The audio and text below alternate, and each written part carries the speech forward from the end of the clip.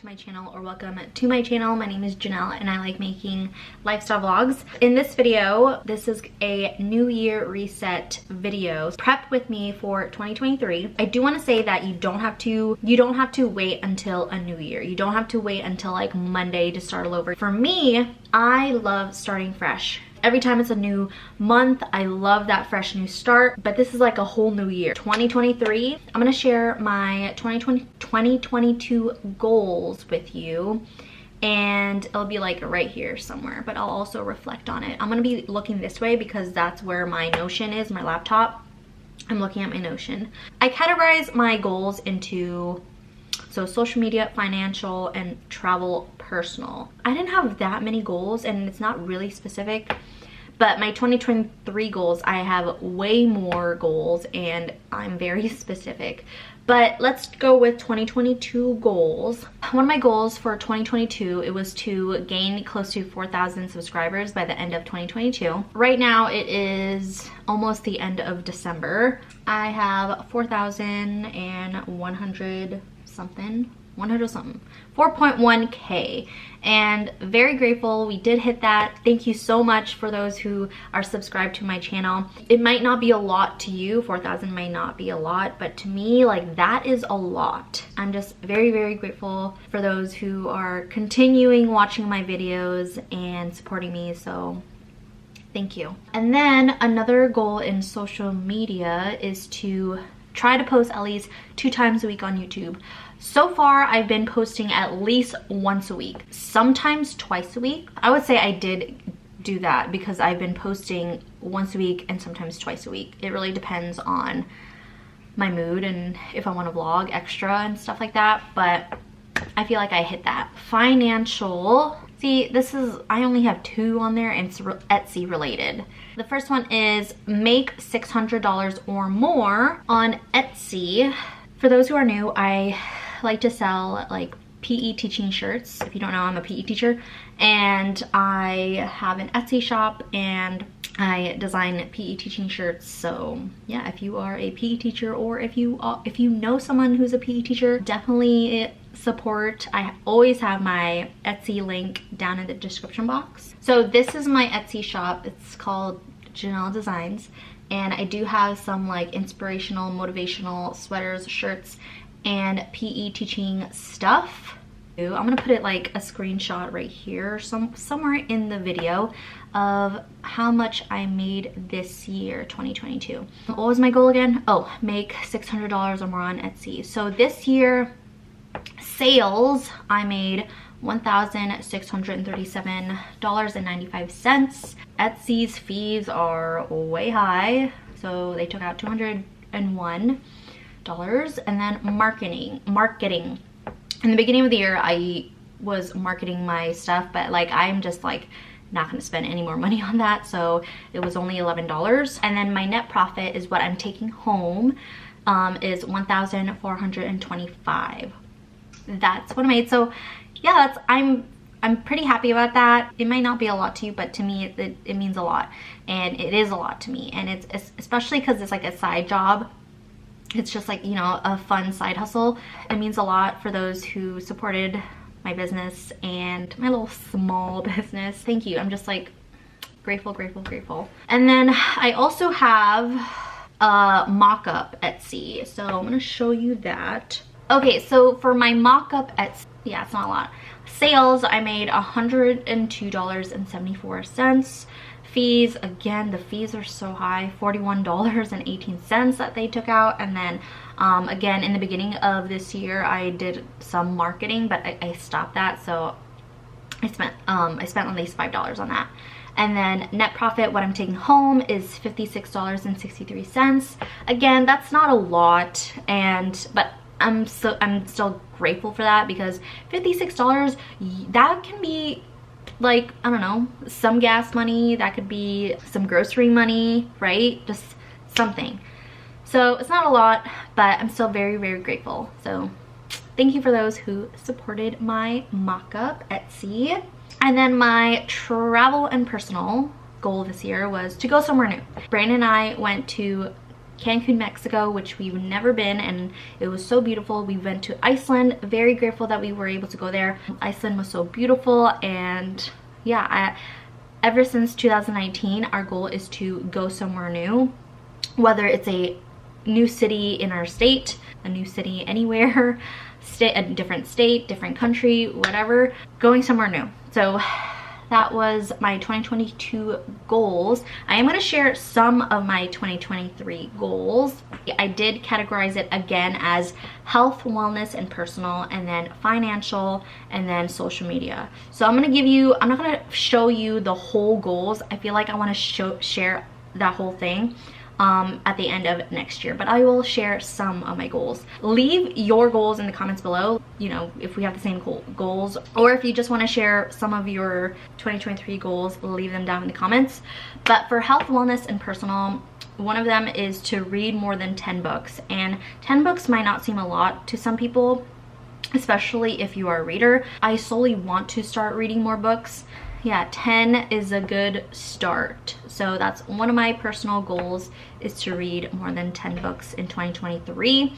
And then another one is travel somewhere new again. For financial, spend less money on unnecessary things. In 2023, I'm going to start doing monthly reset, and part of that is to share how much I spend on unnecessary things that you don't need. For example, coffee. Going to a coffee shop. We don't need to go to a coffee shop. I can just make coffee at home, but sometimes it's nice to splurge on coffee. Social media.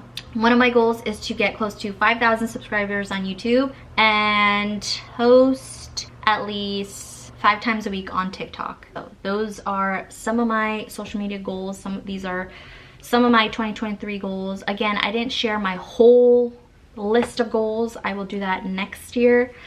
But those are I just wanted to share those things. I do want to talk a little bit and reference Atomic Habits by James Clear. I am late to the game because this book has been popular for a while, and I am now reading it. It's the end of 2022, and I'm now reading it. But I think it's good that I'm reading it because it's toward the end of the year, and it will get me motivated to, it's gonna sound corny, be the best version of myself.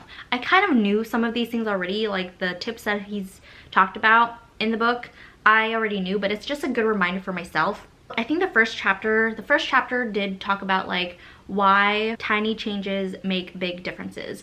For me, one of the things that I like to do is every day in the morning, I gotta make the bed. That's like a small tiny change. Making your bed, just in my head, feels like I am ready to take on the day.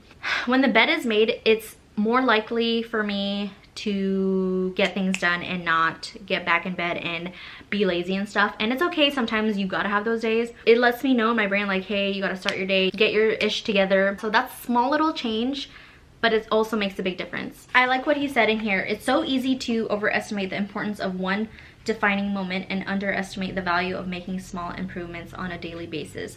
Too often, we convince ourselves that massive success requires massive action. Little things that you do will help you reach those goals. You see those big changes. You see people post like, oh, we bought a house, but people don't really see that it takes a long time to really save up for that money. Maybe some of them have been working extra hours to save up and get their dream home.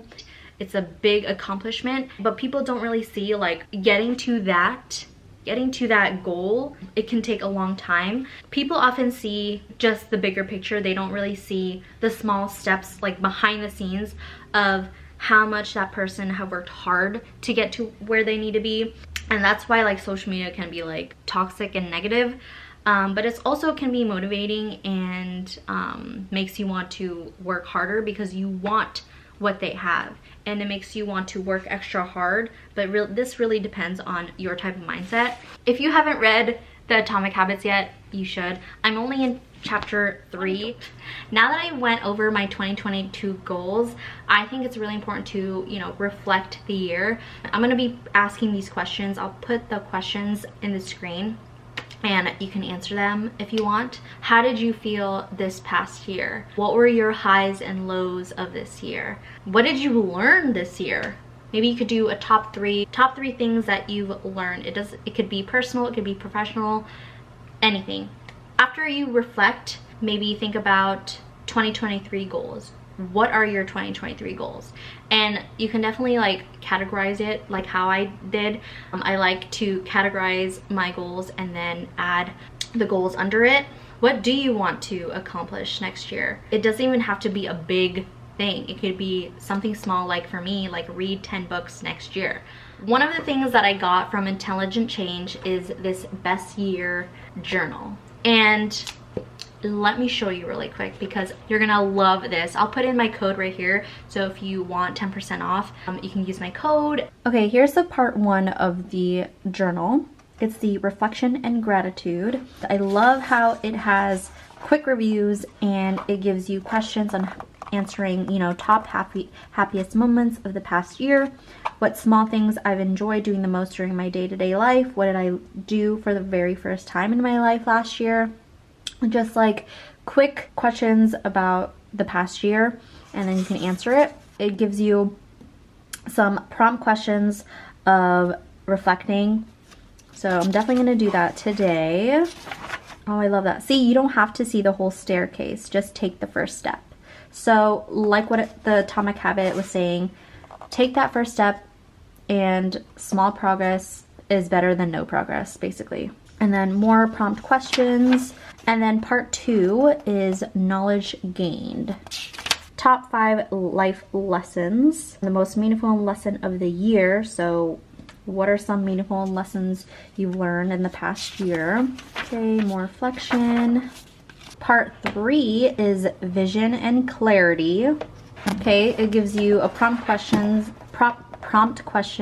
of self-growth. Nice. Love and romance. Part 4 is your personal action plan. So what are your action plans? What are your goals, and how are you going to achieve those goals? Atomic Habits said this too. You gotta have a plan in order to achieve your goal or goals, whether they're small or big. So it gives you some tips on how to plan. And I love how it gives you example and how to like write your goal, your why, your actions, your timeline. So this is what the blank looks like.